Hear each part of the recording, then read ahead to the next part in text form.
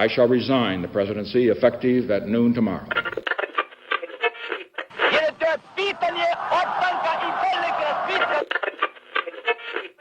Sejam todos muito bem-vindos a mais um episódio do podcast Mundo História. E no episódio dessa semana vou falar com vocês um pouquinho sobre a história da Al-Qaeda, o grupo terrorista de Osama Bin Laden, que ficou extremamente famoso pelo triste atentado do 11 de setembro. A minha ideia aqui, obviamente, não é glorificar, santificar, elogiar a atuação dos terroristas da Al-Qaeda, e também não é de criticar, condenar a religião muçulmana. Eu estou aqui para trazer a vocês que me escutam um episódio sobre um tema interessante, e vocês vão entender um pouquinho por que eu escolhi esse tema no final do episódio. E aproveito esse momento que eu estou me dirigindo a vocês para agradecer imensamente a querida Tatá, uma grande amiga que está financiando nosso podcast. E se você tem interesse e condições, você pode fazer o mesmo lá no nosso Apoia-se. O link está lá no nosso Instagram, que você ajuda e muito a manter o podcast no ar. Mas sem mais delongas, vamos passar para o episódio.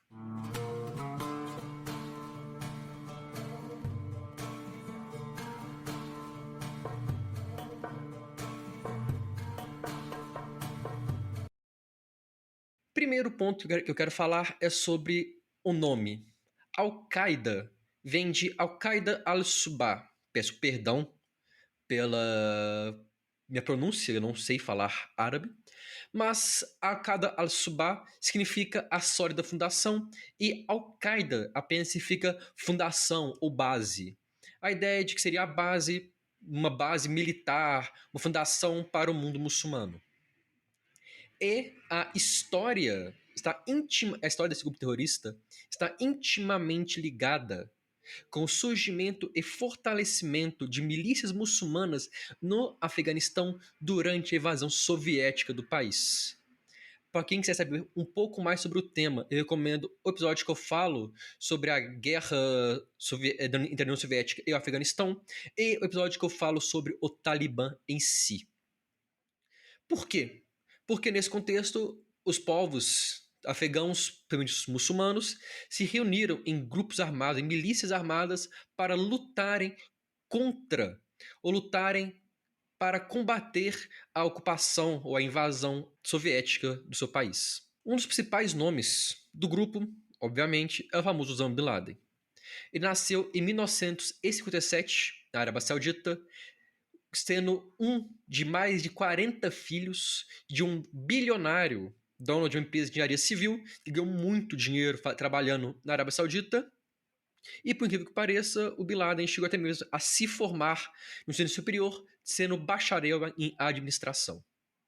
Ele estava no Afeganistão lutando ao lado dos seus colegas, ao lado dos Mujahideen, contra a presença soviética, e após a derrota da União Soviética, ele retornou à Península Arábica, onde foi recebido como um herói de guerra, como um líder que defendeu o povo muçulmano do Afeganistão contra os ateus, aquelas pessoas sem fé da União Soviética.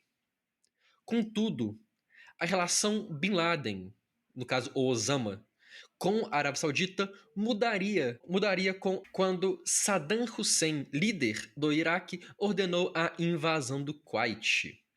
Na época, a Arábia Saudita não tinha um exército oficial.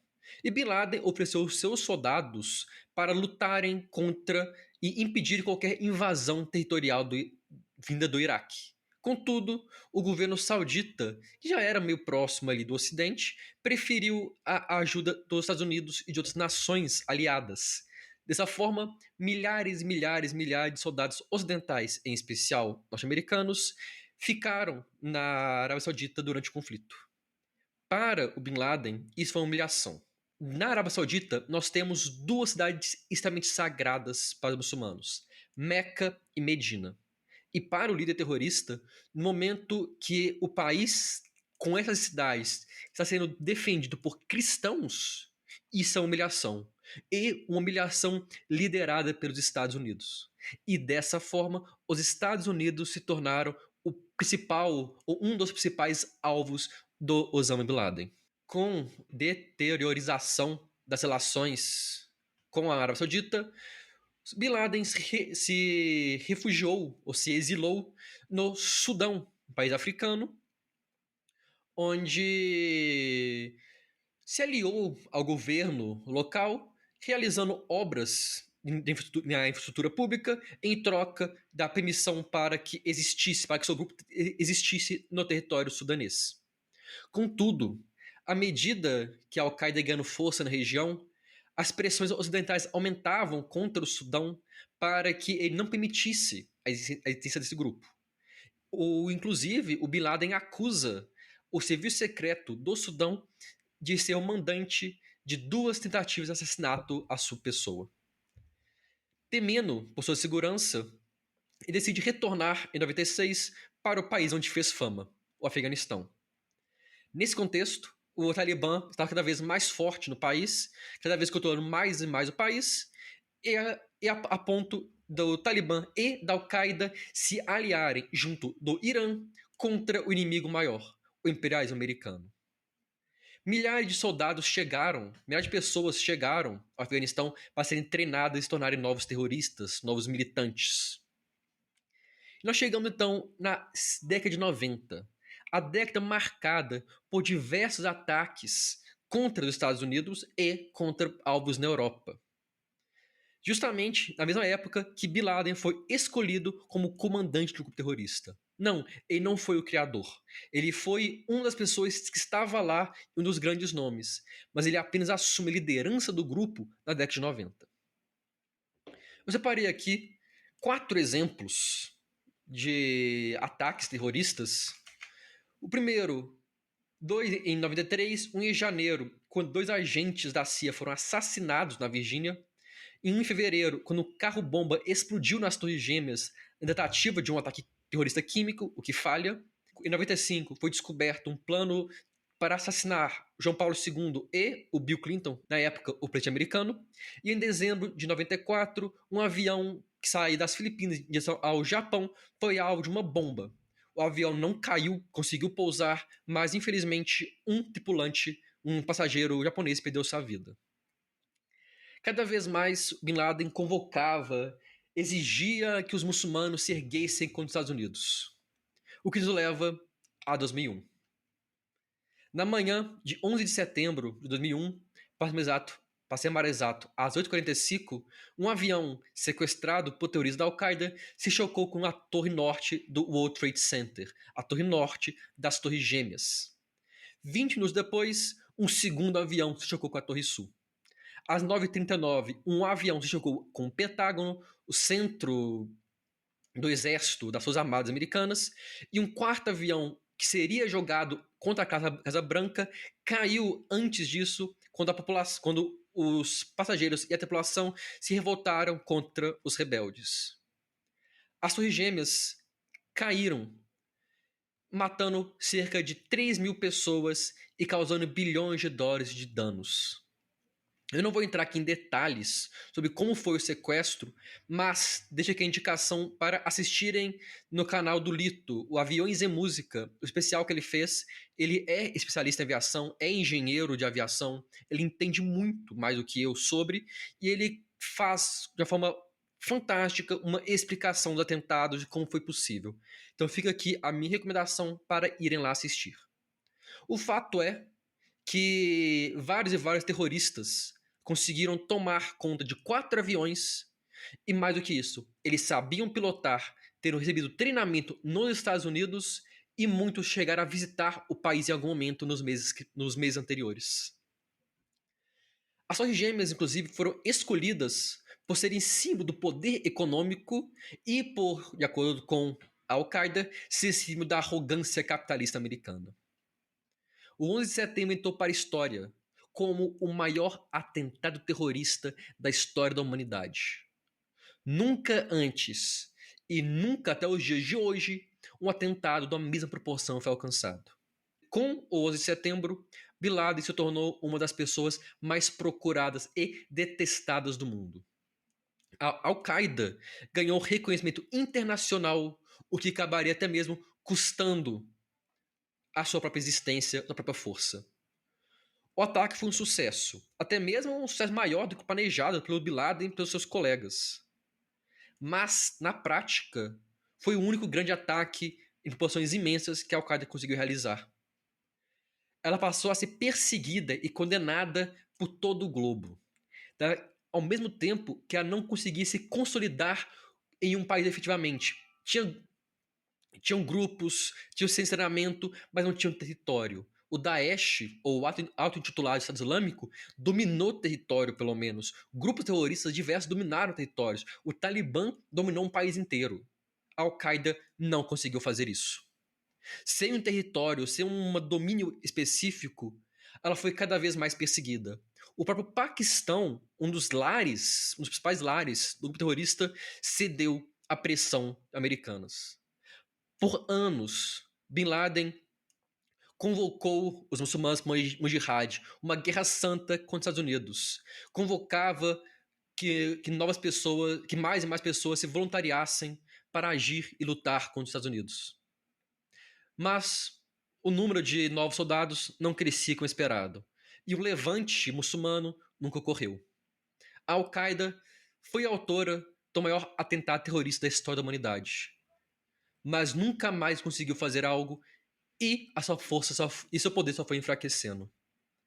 Por mais de uma década, o Bin Laden foi procurado sem sucesso, até que foi descoberto que ele vivia em Abbottabad, uma cidade paquistanesa de médio porte. Descoberto isso, no dia 2 de maio de 2011, ou seja, essa semana agora vai fazer 14 anos, os soldados dos SEALs, a elite da Marinha Americana, invadiram a casa, mataram Bin Laden e outras 4 pessoas que estavam lá. E o Bin Laden, após ter sua identidade confirmada, teve o seu corpo jogado no mar.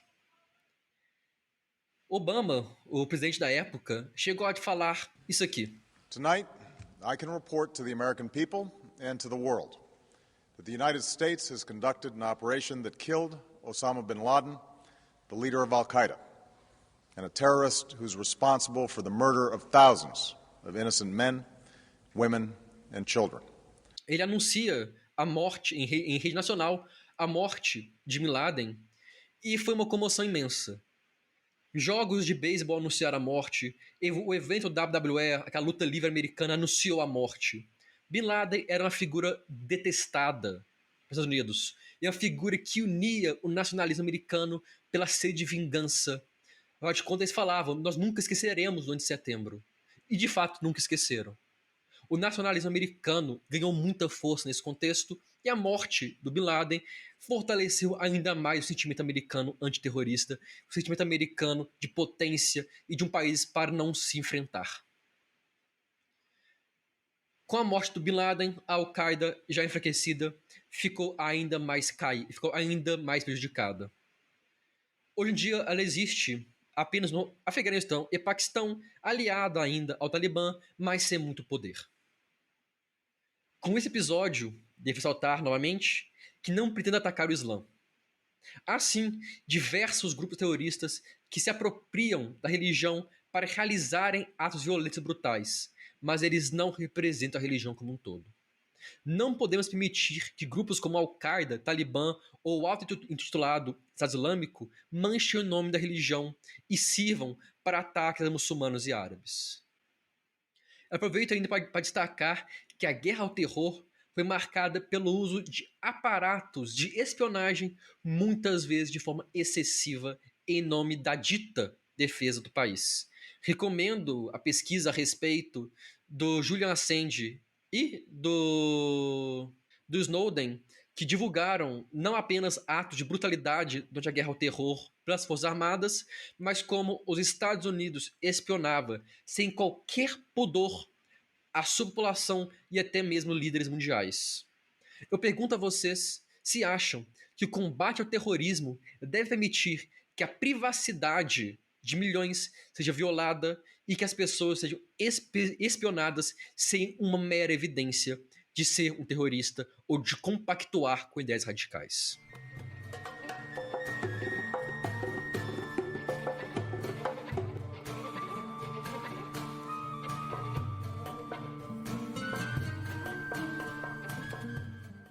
Eu agradeço a todo mundo que escutou o episódio até aqui. Convido vocês a nos seguir nas redes sociais, Instagram, Twitter, Facebook, TikTok e Blue Sky, para que vocês estejam sempre por dentro de quando um novo episódio for publicado.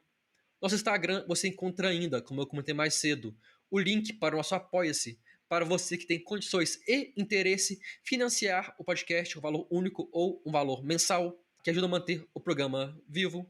Mas você também pode nos ajudar e muito compartilhando esse e outros episódios com os colegas, familiares, amigos, qualquer um que você acha que possa gostar desse e de outros temas e de entender um pouquinho mais sobre história. No mais, espero ter gostado do episódio, espero ter entendido a mensagem.